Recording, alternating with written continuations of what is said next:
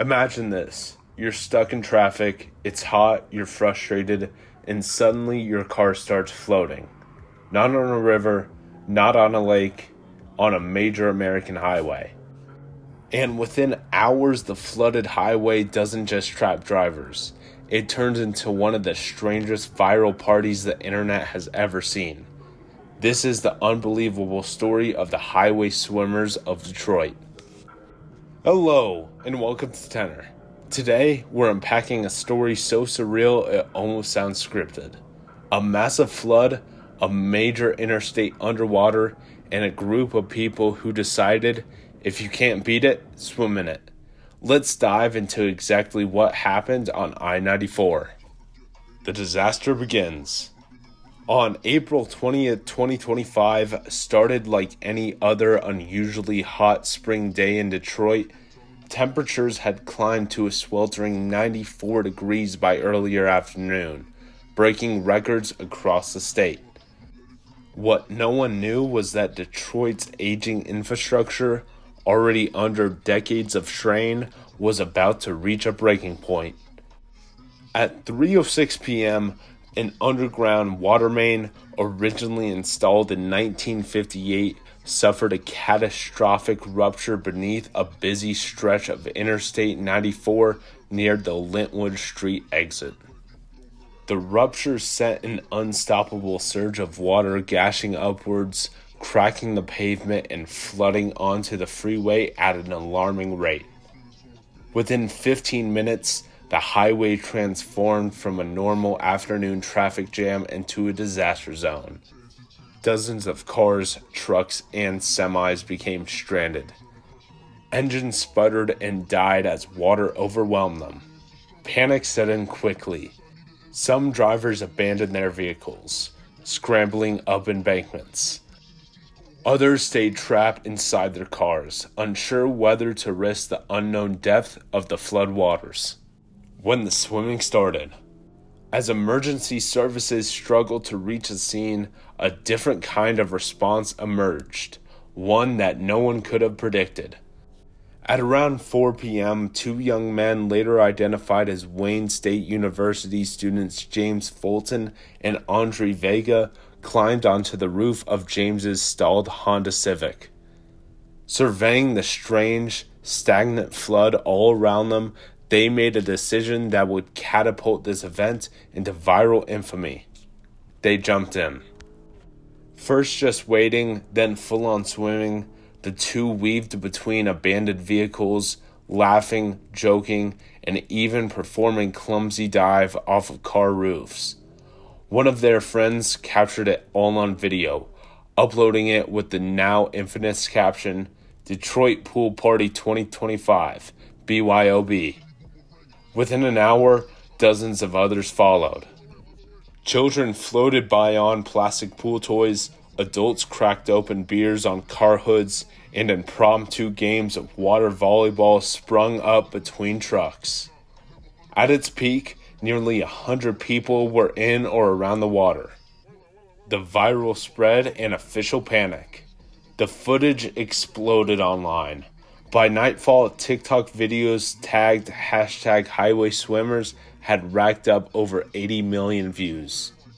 National media outlets picked up on the story, framing it alternately as a moment of chaotic joy or reckless disaster.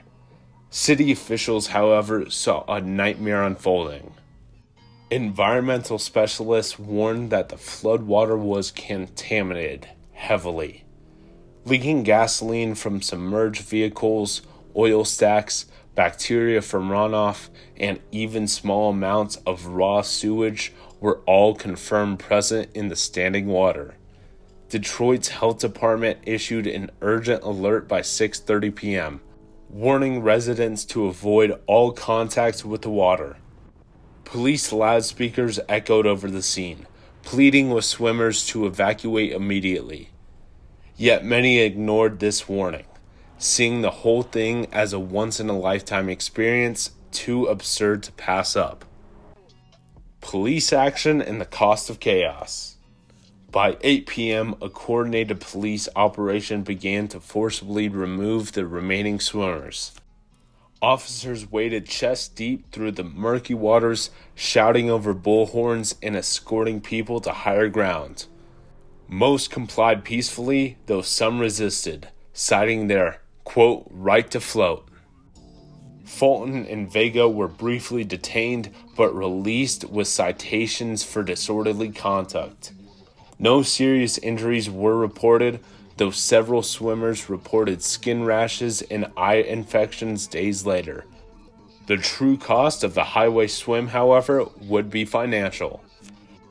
Estimates suggest that the flood caused over $2 million in damage to I-94 surface, plus untold thousands more in destroyed vehicles, emergency overtime pay, and cleanup costs.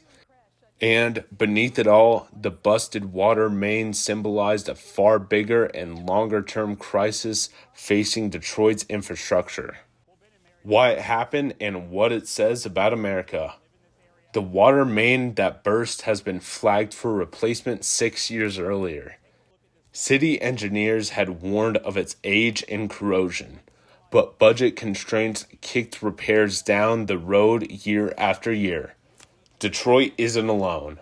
Across America, thousands of miles of underground piping, bridges, and highways are reaching or exceeding their design lifespans. Without massive, proactive investment, disasters like the highway swimmers will only become more common and more costly. The flood on I-94 wasn't just a weird viral story. It was a symptom of a much bigger, scarier truth. The literal foundations of daily life in America are crumbling, and no amount of viral fame can patch those cracks. So at first glance, it's funny. People doing cannonballs off of car roofs in the middle of a flooded highway. A weird, chaotic, very human response to a situation they couldn't control. But the deeper you look, the less funny it gets.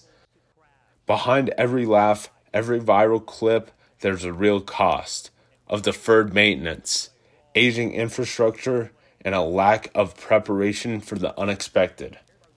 Events like the highway swimmers show us two sides of human nature at once. Our incredible ability to adapt, to find humor even when things fall apart, and our dangerous tendency to ignore problems until they become impossible to avoid. Thanks for making it to the end of the breakdown.